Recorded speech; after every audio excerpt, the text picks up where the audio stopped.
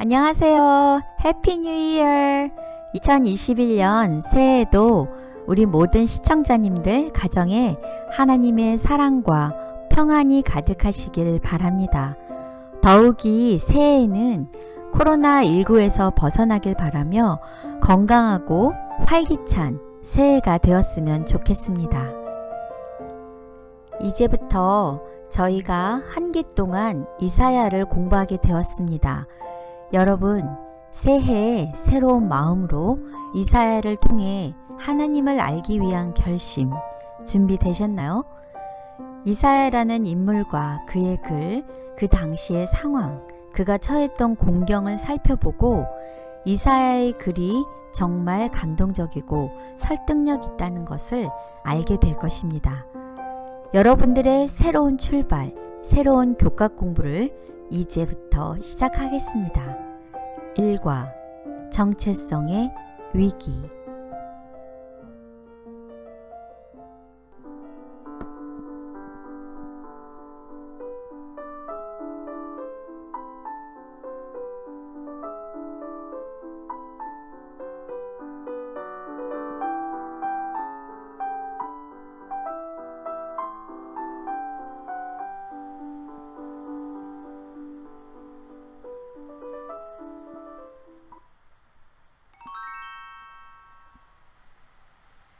예, 안녕하세요. 벌써 새해가 되었습니다. 2021년도 일기 공부할 책의 책은 이사야서가 되겠습니다. 이사야서는 이제 조금 후에 우리가 공부를 하겠지만 특별히 이 시대를 위한 위로의 메시지, 회복의 메시지를 담고 있습니다. 그리고 오늘 일과의 제목은 정체성의 위기입니다. 우리 정체성이 무엇이고 왜 위기를 겪는지, 그리고 하나님은 이런 정체성의 위기에 대해서 우리에게 어떤 메시지를 요구하시는지에 대해서 우리 다 같이 공부를 해보도록 하겠습니다.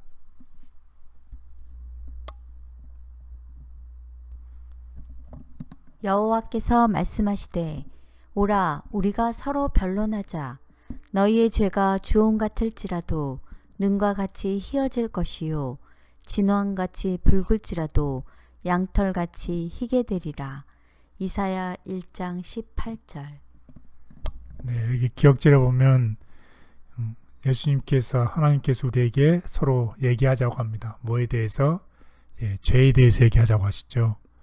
우리의 죄에 대해서, 네 죄가 아무리 주홍같이 또 진홍같이 붉어질지라도 너희가 내 말을 듣고 내게로 돌아오면 너희의 붉은 죄가 눈같이 양털같이 희게 되리라고 하고 있습니다. 결국 오늘의 이 기억절의 말씀처럼 성령 하나님의 호소를 하고 있고 우리가 거기에 반응해서 예수님께 나가자고 하는 내용이 되겠습니다.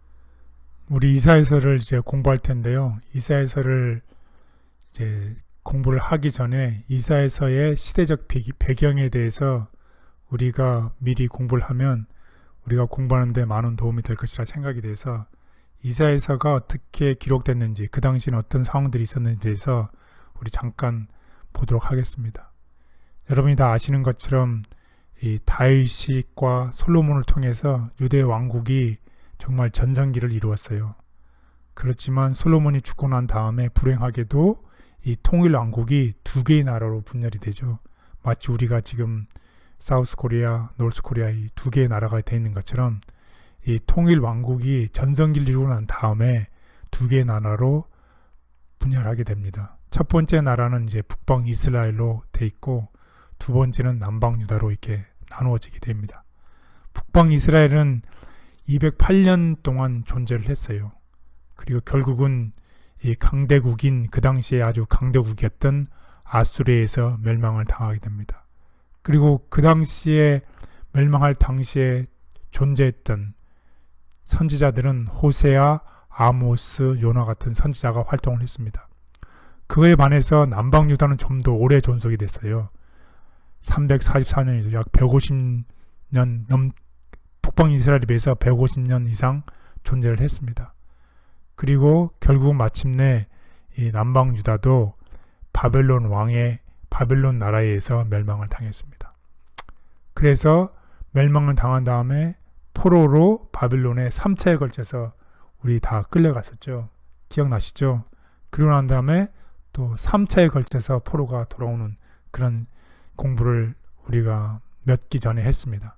그래서 남방 유다의 그 대표적인 선지자 중에 한 사람이 이사야였습니다. 이사야는 북방 이스라엘이 아수리에서 멸망하는 그것을 목도하게 됩니다. 그리고 포로의 시대에 있어서는 우리 유명한 다니엘 선지자가 활동을 했었고요. 그 다음에 포로가 귀환됐을 때는 우리가 에스라, 느헤미야 선지자들이 있었습니다. 근데 북방 이스라엘보다 남방 유다가 오랜 기간에 있었음에 불구하고 더 선지자가 적네요. 그거는 적은 게 아니고요. 많은 선지자들이 있는데 오늘 공부할 선지자가 이사야이기 때문에 제가 포커스하기 위해서 이 이사야에 두었습니다. 그러시군요. 예. 그리고 이사야는 네. 이 왕족 출신이었어요. 그래서 이제 지도층에 있는 사람들에게 복음을 전한 반면에 동시대의 선지자가 또 한 사람 있었는데 그 사람은 여기 쓰진 않았지만 미가였어요. 미가는 평민을 향한 전도를 한 사역을 한 선지자가 되겠습니다. 그리고 특별히 오늘은 우리가 공부할 게 이사야 책이 되기 때문에 이사야 선지자에서 이렇게 포커스를 했고, 이사야 선지자는 이 남방 유대의 왕들 중에 4대에 걸친 왕에 대해서 같이 복음을 전했습니다. 멋있는 분이시네요. 예. 그래서 우리 한번 다 같이 한번 보면 이사야의 배경에 대해서 그 정치적인 상황은 어땠냐면, 아까도 4대에 걸쳤다고 그랬잖아요. 그 당시에 이사야 선지자와 함께 있었던 왕의 이름이 어렵겠지만 여러분 이 4대입니다. 우시야, 요담, 아하스, 히스기야의 왕과 같이 활동했습니다. 히스기야 왕은 여러분 잘 아시잖아요. 우리 선한 왕. 그리고 결국은 하나님의 도움으로 물리친 일에 대해서 결국 왕의 곡간을 다 열어서 바벨론에게 보여주고 결국 바벨론에 의해서 멸망을 당하는 그런 슬픈 역사가 있습니다. 우리 그것도 이제 공부를 하도록 하겠습니다. 그리고 아까 말씀드린 것처럼 북방 이스라엘이 주전 BC 722년에 대제국 아수리에서 함락되는 것을 목격합니다. 그리고 남방 유다 역시 이러한 강대국들에 둘러싸여 있었어요. 그런 아수리에서 멸망당할 위기에 처하지만 하나님의 도우심으로 좀 더 오래 지속이 되죠. 이러한 정치적인 혼란 속에서 극심한 우상 풍조가, 우상 숭배가 만연했던 사회입니다. 그리고 도덕적인 면에서는 총체적으로 타락한 그런 상황이었습니다. 전성기 시대에서는 우리 경제가 잘 돌아가고 그러면 이런 일들이 일어나지 않는데, 경제가 안 좋고 힘든 상황에서는 어떻게 하나요? 부자들이 가난한 사람들을 학대하고 자기들의 이익만을 챙기고 가난한 사람들을 돌보지 않는 그런 상황입니다. 그런 것을 이해하시고서 공부하시면 좋겠습니다. 정치적인 배경이나 이런 상황들이 그렇게 굉장히 어려운 상황이었네요. 예, 맞습니다. 어떻게 보면 오늘날 우리 시대랑 경제가 어려워지고 힘든 상황이라는 것에 대해서는 아주 비슷합니다. 그래서 이사야서가 우리가 공부를 하면서 하나님의 위로를 우리가 찾고 하나님의 기별을 우리가 주의하는 그런 시간이 됐으면 좋겠습니다. 아멘. 예, 이런 유다 백성들에게 메시지를 선포해야 되는 것입니다. 구원의 메시지를 선포해야 될 이사야입니다. 그래서 이사야의 이름의 뜻은 무엇이냐면 여호와는 구원이시다. 우리 다 같이 한번 따라해 보실까요? 여호와는 구원이시다. 예, 여호와는 우리의 구원이십니다. 여러분께서 이 공부를 하시면서 힘든 세상에 살아가지만 우리를 구원하실 자 여호와를 기억하시기 바랍니다. 그리고 이사야 40장 1절에서는 이 책의 부지로 정해져 있는 다음과 같은 멋있는 말이 있습니다. 너희는 위로하라. 내 백성을 위로하라. 이사야 40장 1절입니다. 그래서 이사야서를 보면 이사야서는 66장으로 구성이 되어 있어요. 마치 성경이 몇 권으로 구성되어 있죠? 66권이요. 예, 구약과 신약으로 나눴죠. 구약은 몇 권이죠? 39권. 예, 맞습니다. 그리고 신약은 27권. 예, 39, 27에서 39권과 27권 합쳐서 66장이죠. 그런 것처럼 이사야는 전반부와 후반부로 크게 나누어 볼 수 있는데 전반부가 39장으로 이루어져 있어요. 그래서 그의 총 주제는 심판에 대해서 포커스를 두고 있습니다. 이 후반부는 나머지 39, 27, 27장으로 되어 있는데 거기에서는 메시아를 통한 회복, 메시아를 통한 구원을 강조하고 있습니다.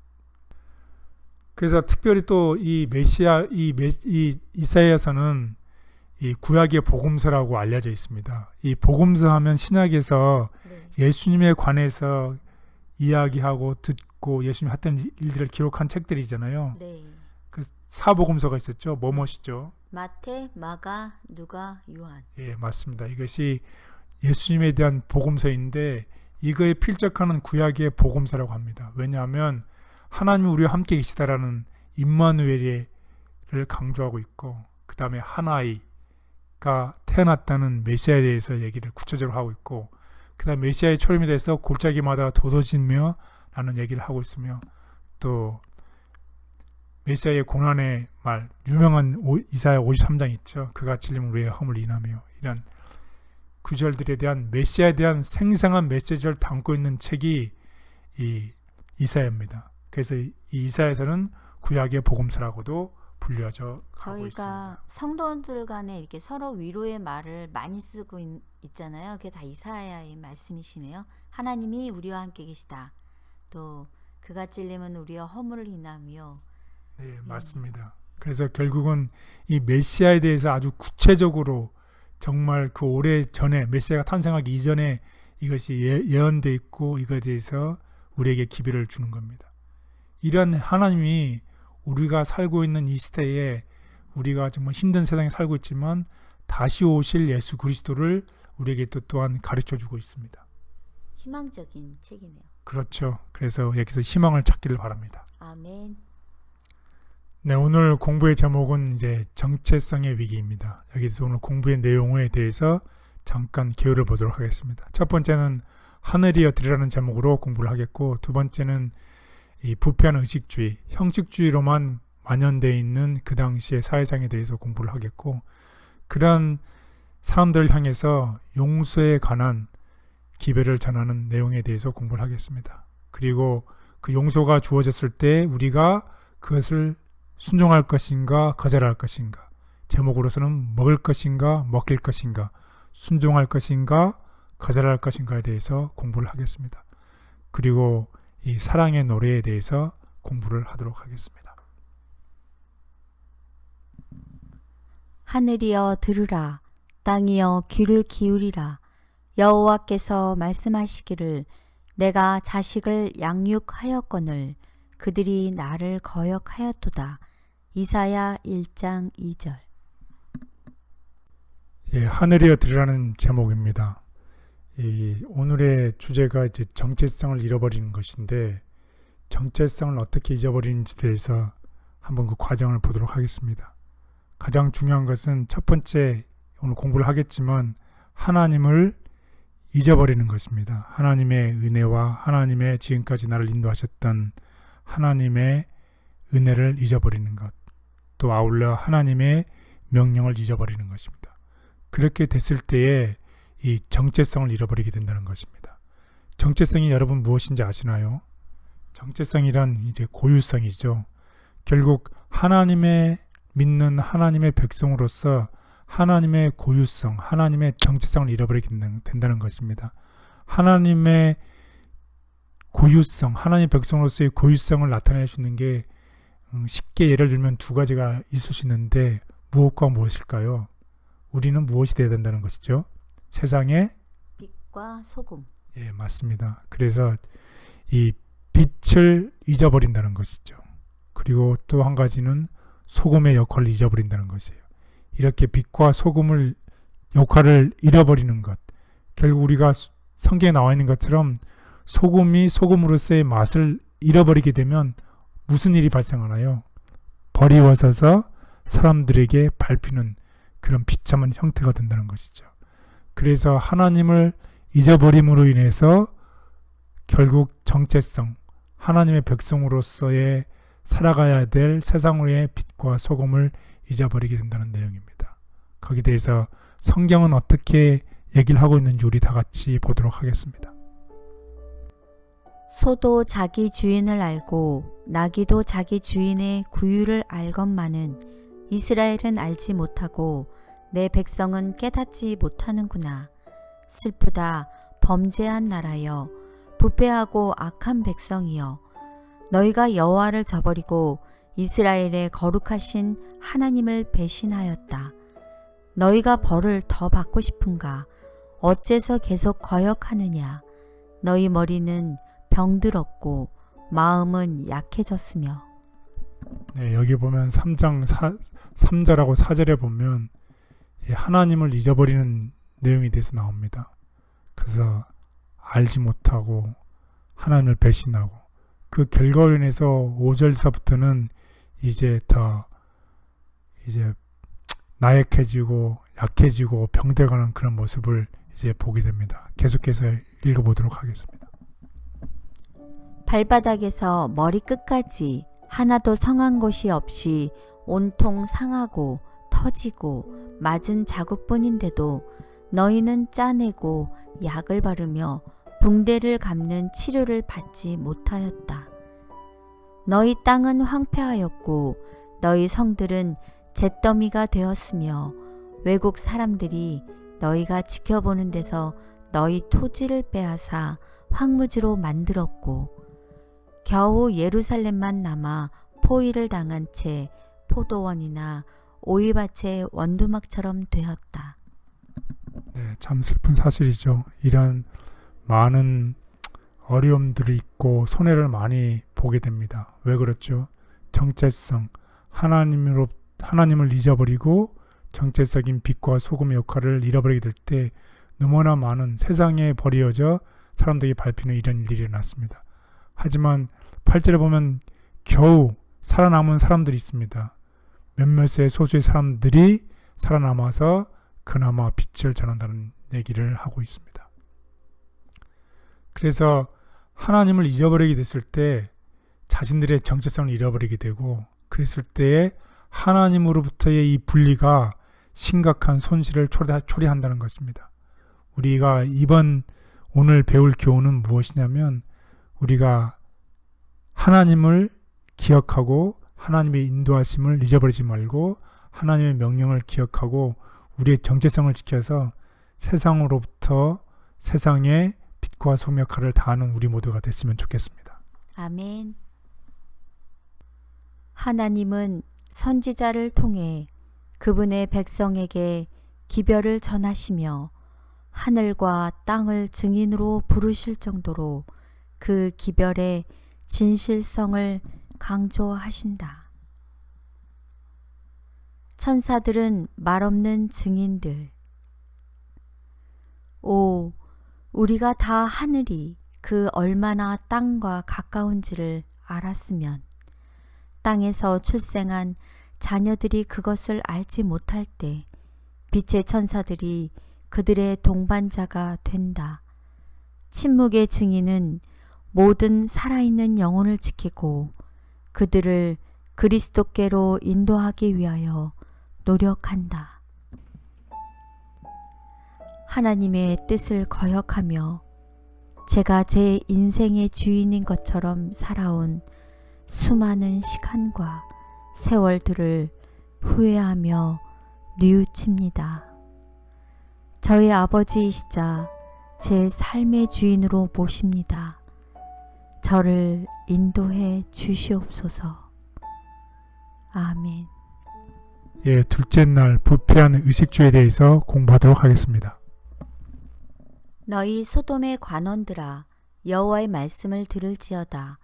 너희 고모라의 백성아, 우리 하나님의 법에 귀를 기울일지어다. 이사야 1장 10절.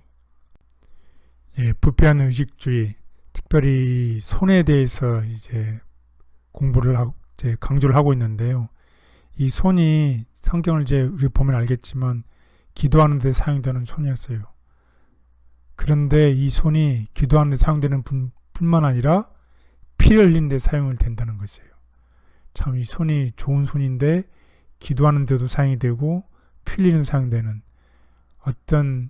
우리의 삶이 어떤 삶이냐면 형식적인 삶에 치우쳐진다는 것이에요. 그래서 결국 하나님을 잊어버리고 하나님과는 전혀 상관이 없는 삶을 산다는 내용입니다.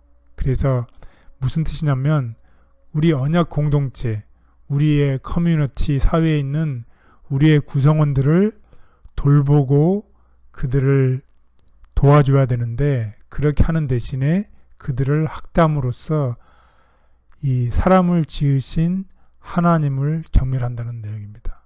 그래서 우리가 다 같이 한번 그 내용들을 보면 사람들이 그 당시에 이익을 얻으려는 욕망 때문에 이 가옥의 가옥을 전투의 전투를 더 착취한다는 것이에요.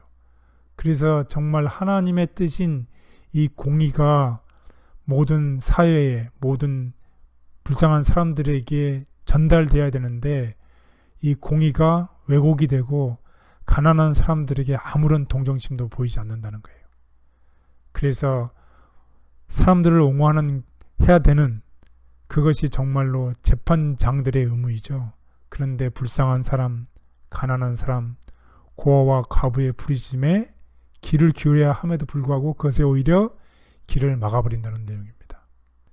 그래서 한번 우리 다 같이 뭐라고 예수님께서 여호와께서 말씀하시는지 우리 듣도록 하겠습니다. 여호와께서 말씀하시되 너희의 무수한 재물이 내게 무엇이 유익하뇨? 나는 숫 양의 번제와 살찐 짐승의 기름에 배불렀고 나는 수송아지나 어린 양이나 숫 염소의 피를 기뻐하지 아니하노라. 너희가 내 앞에 보이러 오니 이것을 누가 너희에게 요구하였느냐? 내 마당만 밟을 뿐이니라. 헛된 재물을 다시 가져오지 말라. 분향은 내가 가증히 여기는 바요. 월삭과 안식일과 대회로 모이는 것도 그러하니 성회와 아울러 악을 행하는 것을 내가 견디지 못하겠노라. 내 마음이 너희의 월삭과 정한 절기를 싫어하나니 그것이 내게 무거운 짐이라. 내가 지기에 곤비하였느니라. 너희가 손을 펼 때에 내가 내 눈을 너희에게서 가리고 너희가 많이 기도할지라도 내가 듣지 아니하리니 이는 너희의 손에 피가 가득함이라. 네, 하나님께서 말씀하십니다. 너희가 아무리 많이 기도할지라도 내가 듣지 않는다고 하십니다. 왜냐하면 너희 손에 피가 가득하다는 것이에요.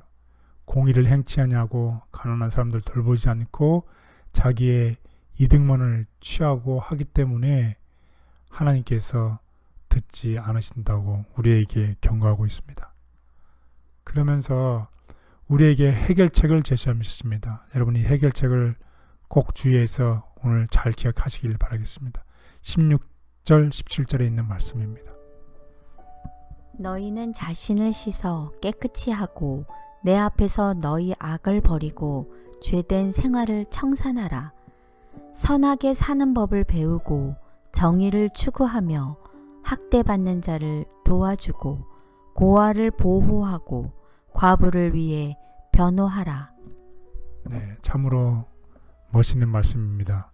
우리가 손에 피를 흘리는 대신에 우리의 자신을 깨끗하게 하고 우리의 악을 버려서 선한 법을 배우고 또 학대받는 자, 고아와 과부를 보호하라고 얘기하고 있습니다. 우리 모두가 이런 오늘의 귀한 기별을 받아들이고 이 힘든 세상에 살아가는 우리의 약자들, 주위에 있는 이 고아와 과부를 돌보는 우리 모두가 됐으면 좋겠습니다. 아멘. 하나님과 언약을 맺은 유다 백성은 선을 행함으로 진정한 예배를 드려야 했지만 공동체의 다른 구성원을 학대함으로써 모든 제사를 헛되게 했다. 주께서 요구하시는 열매. 좋은 열매는 그리스도께서 우리에게 맺으라고 요구하시는 것이다. 선한 말, 자선의 행위, 가난한 자와 고통당하는 자를 동정하는 것이다. 시리와 슬픔으로 눌린 마음을 동정하게 되고 궁핍한 자에게 나누어 주며 벗은 자를 입히며 나그네를 집안에 들이고 마음으로 받아들이면 천사들은 매우 가까이 머물 것이며 하늘에서는 응답의 선율이 울려 퍼질 것이다. 마치 아무 문제가 없는 것처럼 그저 교회만 다니면서 그리스도인 신용을 하는 저를 용서해 주시옵소서. 부끄러운 죄악들을 고백합니다. 삶의 더러움을 제하시고 영적인 질병을 고쳐 주시옵소서. 아멘. 예, 셋째 날 용서에 대해서 우리 다 같이 공부를 해보도록 하겠습니다. 오라 우리가 서로 변론하자. 너희의 죄가 주홍 같을지라도 눈과 같이 희어질 것이요 진홍같이 붉을지라도 양털같이 희게 되리라. 이사야 1장 18절. 네, 용서, 악한 길에서 돌이켜 회개하기를 바라시는 하나님의 마음에 대해서 공부를 하도록 하겠습니다. 그 당시처럼 오늘 우리도 이런 악한 우리의 삶을 살고 있는지 모르겠습니다. 이런 우리의 악한 삶에 대해서 하나님께서는 우리에게 다음과 같이 초청하십니다. 회개하라고, 돌아오라고 초청하겠습니다. 그랬을 때 우리가 이 회개의 삶을 받아들이게 되면 우리는 변화의 삶을 살게 된다는 것입니다. 따라서 우리의 죄가, 우리의 악한 삶을 지금까지 살아왔던 우리의 죄가 주홍과 진홍같이 붉고 지우기 힘들지라도 우리가 회개를 하고 예수님께 돌아가게 되면 우리의 죄가 눈과 양털같이 희해진다는 뜻입니다. 그런 약속을 하고 있습니다.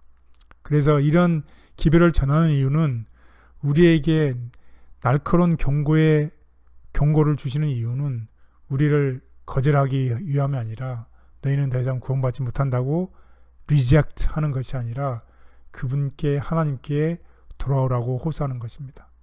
그래서 우리는 결코 갚을 수 없는 이 빚, 죄의 빚을 지고 붉은색으로 출발을 했다 할지라도 우리가 겸손히 용서를 받아들이고 겸손한 자세를 갖추게 되실 때 우리 하나님이 우리를 위해서 마련한 모든 것을 우리가 받을 준비가 된다는 것입니다.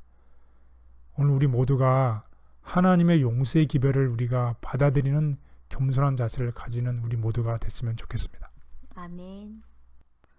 하나님은 우리의 죄를 용서해 주시리라고 약속하시며 여전히 우리를 설득하시며 돌이키고자 노력하신다. 죄인들과 변론하심. 구주는 긍휼과 사랑이 충만하셨다. 그분은 그들의 죄가 아무리 크다 하더라도 진정으로 뉘우치는 사람을 결코 내쫓지 않으신다.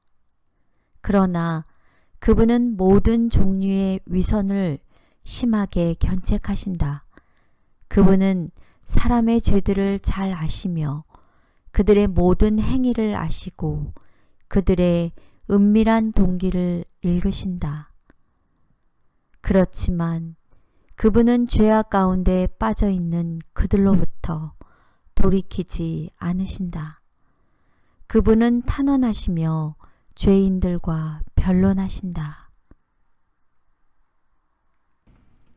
피하려고만 하는 저를 놓치지 않으려고 애를 쓰시는 아버지께 진심으로 감사하며 송구스럽습니다. 제게 아직도 희망이 있다면 제 손을 잡아주시옵소서. 제 삶을 맡깁니다. 제 마음을 새롭게 해 주시옵소서. 아멘. 예, 넷째 날 먹을 것인가 먹힐 것인가, 다른 말로 하면 순종할 것인가 거절할 것인가 이에 대해서 공부를 해보도록 하겠습니다. 너희가 즐겨 순종하면 땅의 아름다운 소산을 먹을 것이요 너희가 거절하여 배반하면 칼에 삼켜지리라. 여호와의 입의 말씀이니라. 이사야 1장 19절, 20절. 하나님의 명령이 있어요. 그 명령을 우리가 조건으로 판단하게 됩니다. 그 조건은 yes or no입니다. 이 명령을 우리가 지킬 것인가 아니면 명령을 거절할 것인가입니다. 만약에 명령을 우리가 순종하면 yes하면 우리에게는 축복이 이르러오고 그 명령을 거절했을 때 저주가 온다는 것입니다. 그래서 우리가 즐겨 순종할 것인가 즐겨 순종하게 되면 우리에게는 땅의 아름다운 소산을 먹을 것이요. 그래서 우리에게는 결국 생명이 이르러 올 것이지만 만약에 즐겨 순종하지 않으면 우리가 칼에 삼켜져 우리가 멸망을 받게 된다는 내용입니다. 따라서 이 성경에는 복과 저주가 같이 제시하고 있습니다. 선택은 우리의 몫이 되겠죠. 그래서 우리 한번 그 신명기 28장에 있는 내용을 한번 복과 저주에 대해서 한번 보겠습니다. 내가 내 하나님 여호와의 말씀을 삼가 듣고 내가 오늘 내게 명령하는 그의 모든 명령을 지켜 행하면 내 하나님 여호와께서 너를 세계 모든 민족 위에 뛰어나게 하실 것이라. 내가 내 하나님 여호와의 말씀을 청종하면 이 모든 복이 내게 임하며 내게 이르리니 성읍에서도 복을 받고 들에서도 복을 받을 것이며 내 몸의 자녀와 내 토지의 소산과 내 짐승의 새끼와 소와 양의 새끼가 복을 받을 것이며 내 광주리와 떡반죽 그릇이 복을 받을 것이며. 네, 참으로 멋있는 이 약속입니다. 우리가 하나님의 말씀을 듣고 지켜 행하면 이러한 모든 복들이 우리에게 이르러 온다는 것입니다. 지금 복이 너무 많아서 제가 이 스크린이 짧아서 다 나열하지는 못했습니다. 여러분께서 한번 읽어보시면 얼마나 많은 복들이 있는지 알 것입니다. 하지만 우리가 그 명령을 거절하게 되면 이게 반대예요. 성읍에서도 저주를 받고 들에서도 저주를 받고 모든 내 토지의 소산과 소와 약 모든 우리의 소산도 다 저주를 받고 참으로 이런 어처구니 없는 일들이 일어난다는 것입니다. 저희 2021년 새해 됐잖아요. 네. 이게 우리 하나님 말씀에 우리 순종함으로 우리 모든 시청자님들이 여기에 나와 있는 복뿐 아니라 리스트 돼 있지 않은 복까지도 모두 받으시기를 간절히 바라겠습니다. 아멘. 정말 우리 모두가 정말 하나님께서 준비하신 모든 것, 우리를 준비하신 모든 복을 우리가 하나님의 말씀을 듣고 날마다 지켜 행함으로 이러한 복이 우리 모두의 복이 흘러 넘치게 되기를 바라겠습니다. 아멘. 하나님과 언약을 맺은 백성들 앞에 제시된 결과는 분명하다. 순종에는 생명과 복이, 불순종에는 사망과 저주가 따른다. 하나님의 복이 가로막히는 이유. 하나님은 충성된 청직이 노릇하기를 거절하는 이들에게 복을 주실 수가 없다. 우리는 정도가 다른 여러 형태의 재난들이 땅에 임하는 것을 본다. 그 이유가 무엇일까? 제어하시는 하나님의 능력이 작용하고 있지 않기 때문이다.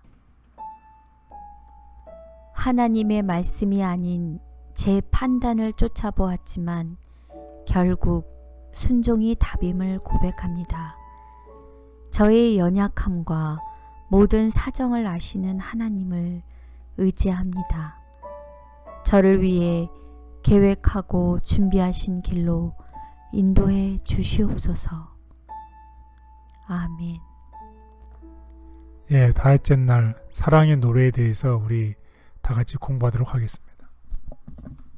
나는 내가 사랑하는 자를 위하여 노래하되 내가 사랑하는 자의 포도원을 노래하리라. 내가 사랑하는 자에게 포도원이 있음이여 심히 기름진 사내로다. 이사야 5장 1절. 예, 사랑의 노래라는 이 제목에 대해서 공부를 해보면 이 예수님께서 이 포도나무를 심으셨는데 이 포도나무가 그냥 포도나무가 아니라 아주 그 주변을 잘 마무리하고 정말 제일 좋은 극상품의 포도나무를 심었는데 나중에 와서 봤더니 정말 좋은 열매가 맺혀야 되는데 봤더니 어떤 열매가 맺혔다는 거예요. 예, 그렇지 않은 열매가 맺혔다는 그런 내용을 담고 있습니다. 그래서 여기 대해서 우리 다 같이 한번 공부를 해보도록 하겠습니다. 땅을 파서 돌을 제하고 극상품 포도나무를 심었도다. 그 중에 망대를 세웠고 또 그 안에 술틀을 팠도다.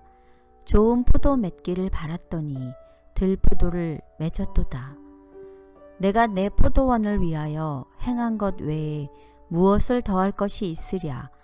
내가 좋은 포도 맺기를 기다렸거늘 들포도를 맺음은 어찌 됨인고. 무릇 만군의 여호와의 포도원은 이스라엘 족속이요 그가 기뻐하시는 나무는 유다 사람이라. 그들에게 정의를 바라셨더니 도리어 포악이요 그들에게 공의를 바라셨더니 도리어 부르짖음이었도다. 네, 참 슬픈 내용이지만 하나님께서 우리에게 극상품 포도나무를 심었더니 들포도가 맺혔습니다. 이 말은 무슨 말이냐면 하나님께서 우리의 삶 속에서 하나님의 뜻, 정의가 실현되기를 바라셨고 이웃을 돌보기를 바랐는데 정의 대신에 포악이요 공의를 바라셨는데 공의 대신에 이웃들에게서는 부르짖음이 들렸다는 것입니다. 그래서 오늘 공부의 내용을 보면 우리 예수 그리스도, 우리의 메시아신 예수 그리스도께서는 우리가 죄를 지었을 때에 우리에게 끊임없는 끈기 있는 용서를 늘 제공하신다는 것입니다. 그럴 때 그것을 하는 이유는 하나님께서 우리가 강제로 하는 대신에 우리의 선택을 존중해서 우리의 자유의지대로 하나님께 돌아오기를 바라신다는 것입니다. 그리고 우리가 그래서 매일 매 순간 성령의 음성을 들을 때 우리는 돌아가자는 것입니다. 예수님께서 말씀하시는 것처럼 우리의 마음문을 두드릴 때 문을 열고 예수님께 나아가기를 바랍니다. 우리가 넘지 못할 그 성을 건너서 넘지 못하는 다리를 건너가는 것이 아니라 성령의 음성을 듣고 돌아가는 우리 모두가 됐으면 좋겠습니다. 아멘.